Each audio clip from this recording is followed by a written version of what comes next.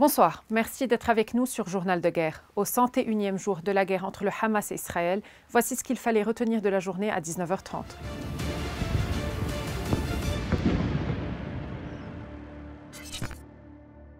Nous commençons avec la frontière libano-israélienne.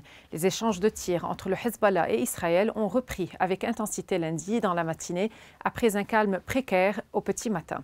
La colline Hamam es-Asarda et la plaine de Marjayoun ont été la cible de bombardements israéliens au moment où le Hezbollah annonçait avoir ciblé à l'aide de missiles un rassemblement de soldats israéliens près de la caserne Mitat, l'atteignant de plein fouet.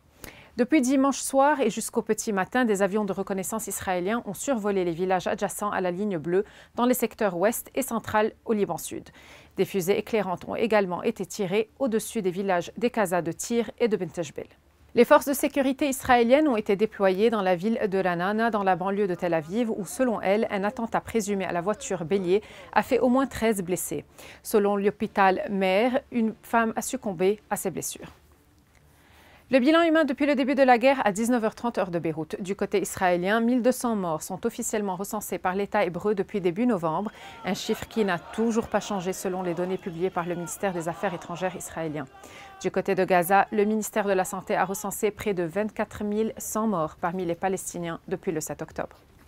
Un cargo américain a été touché lundi par un missile tiré par les Houthis au large du Yémen au lendemain de l'attaque par les rebelles d'un destroyer américain dans le sud de la mer Rouge.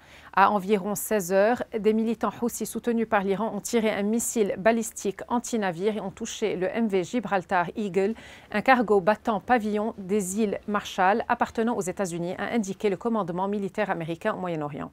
Le navire n'a pas fait état de blessés ni de dommages significatifs et poursuit son voyage, a-t-il ajouté. Selon l'agence de sécurité maritime britannique, le navire a été touché depuis le haut par un missile au sud-est de la ville yéménite d'Aden.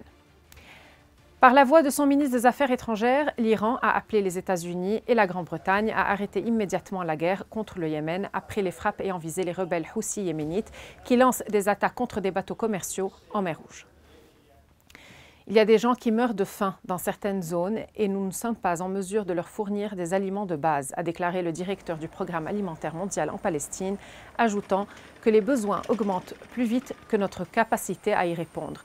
La guerre entre Israël et le Hamas a déclenché une catastrophe humanitaire pour les quelques 2,4 millions d'habitants de Gaza qui luttent pour obtenir la nourriture, de l'eau, du carburant et des soins médicaux.